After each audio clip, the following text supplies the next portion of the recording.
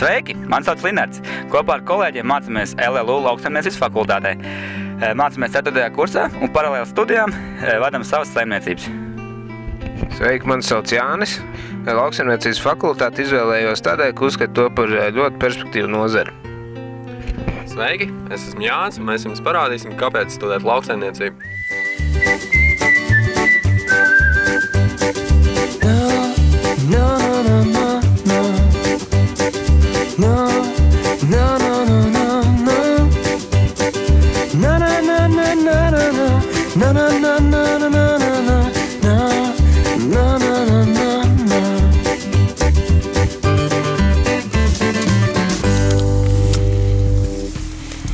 Tiešām garšīgs. Garšīgs, ne? Šobrīd atrodaties Latvijas lielākajā lauksaimniecības uzņēmumā, kura nosaukums ir Latraps, kas ir kooperatīvā sabiedrība, kurā ir vairāk kā 500 biedru. Ar kopējo hektāru platību varētu būt ap 200 000. Es, protams, melošu, jo es nezinu precīzi. Ja? Pateicoties Latrapsim, attīstoties, mēs beidzot caur zemnieku, caur kooperatīvu ir spējīgi ietekmēt nostādnes, kas te notiekās. Jā, mazliet likumdošanu mainīt, jā, tā, lai mums zemniekiem, lai tas būtu izdevīgi. Jā, nevis kāds pateica no Eiropas, kā tas būs un kur mēs darīsim. Jā. Lauksaimniecības fakultāti es pabeidzu 2002. gadā. Tas jau būs 7 gadi atpakaļ.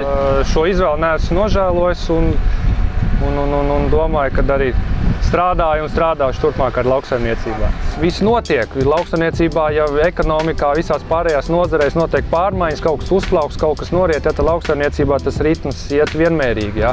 Pasaulē cilvēku skaits paliek arvien lielāks un lielāks. Cilvēki gribēs ēst un arī nākotnē daudz ēdīs, un mums ir jāspēj saražot ēdamais. Tādēļ es aicinu visus studēt lauksaimniecību, nākt mācīties par agronomu, prast, izaudzēt un būt savas zemes saimniekam.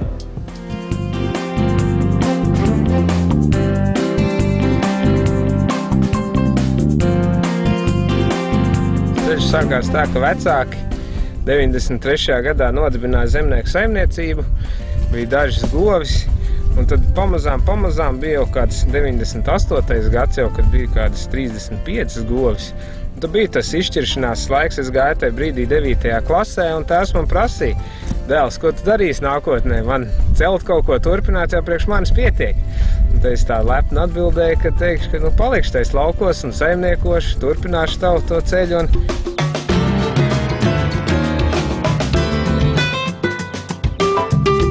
Mani sauc Linards Silvānovičs. Esmu pabeidzis Latvijas lauksaimniecības universitāti, lauksaimniecības fakultāti. Pēc profesijas esmu zootehniķis. Šobrīd strādājos Vārpā kā vadītāja vietnieks un ir pašam savu saimniecību, zemnieku saimniecību Pautiņu. Šobrīd jauniešiem ir tendence pēc iespējas ātrāk pamest laukus, doties uz pilsētām, dzīvot tur un pelnīt. Taču paliku šeit, jo saskatu nākotnes iespējas. Šeit ir lauksaimniecība kā bizness. Ar to var pelnīt, ar to var labi dzīvot. Ar to var uzturēt ģimeni, sevi un arī labi atpūsties. Vai tik gribspēku, zināšanas un galvenais darbspēks.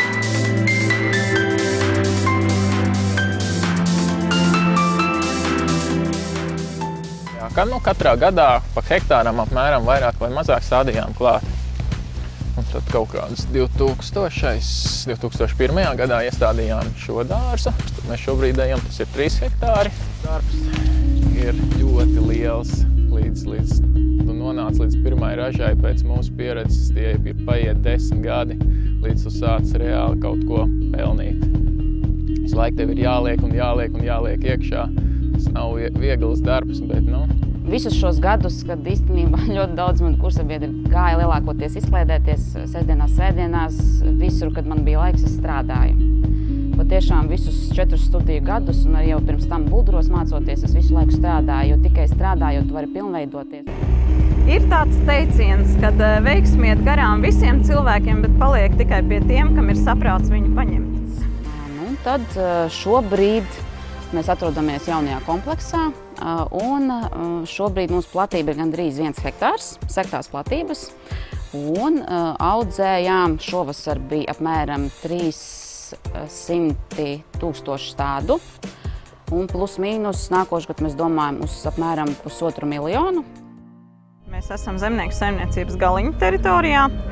Varētu teikt, esmu saimniece, bet ne īpašniece. Īpašnieks ir mans vīrs un vīra tēvs, bet es esmu savu vīra sieva. Šobrīd esam izauguši līdz 450 hektāriem, kurus apsaimniekojam dārziņu un kartupeļu. Praktiski no dārziņu audzētājiem esam lielākā saimniecība Latvijā. Bet tomēr mēs cenšamies izdarīt tā, lai mūsu pircējs būtu maksimāli apmierināts un varētu ēst tos Latvijas vietējos dārziņus, nevis vest no kaut kurienes.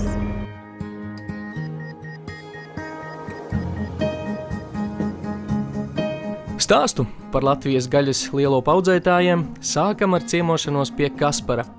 Kaspars ir veiksmīgs uzņēmējs, nodarbojas ar vīnogu audzēšanu, un pēc ekspertu teiktā, viņa ganāmpulks ir viens no labākajiem Latvijā. Klimatiskie apstākļi ir ļoti piemēroti gaļas lielopu audzēšanai Latvijā. Un, teiksim, tās zemes vai augsnes, kas nav tik labas graudaugiem vai citām kultūrām, tad nav problēma audzēt gaļas lielopus. Brauksim ciemos pie Kaspara Ādams un Baltijas izsoļinājuma, kas ir vienīgais šāda tipa uzņēmums Baltijā, kas nodarbojas ar lielopu eksportu, kas nodrošina Latvijā panākumu šajā nozarē. Labi, skatīsim, kā Kaspar iet. Sveiks, Kaspar! Lopu izsoles neko neatšķirās no gleznu izsolēm, no mašīnas izsolēm, tādā ziņā, ka izsoles burtiskā nozīmē, tas ir vienkārši alternatīvs tirgošanās veids, ko es piedāvāju saimniekiem. Ja. Bet tas tā kā no mutes mutē lēnām ir aizgājis, un jau 2. gadā, jau šogad jau kāds stabili mums ir regulāri 200-300 lopi. Raitis ir viens no jaunajiem zemniekiem, kas nenobijās no grūtā izaicinājuma, atjaunojot padomju laika fermas un stabili ik gadu palielina savu ganāmpulku. Kā mēs zinām, ir lauksaimniecības nozare pārstāvi krietni gados jau. Vidējais vecums ir jau stipri pāri darbspēju vecumam. Un tas arī viens no galvenajiem iemesliem, bet, protams, arī tas, ka ne jau visa teritorija ir pārklāta Latvijā ar lauksaimniekiem. Ir vietas, kur viņi pietrūkst. Un, ja mums būs jauni un izglītoti cilvēki, tad viņi gribēs un darbosies. Tas nozīmē, ka tā zemīte būs drošās rokās. Tomēr vajadzētu padomāt par to. Ir gods būt zemniekam. Es esmu lepns par šo vietu. Es par. Es par. Es par. Es par. Es par. Es par. Es par. Es par. Es par.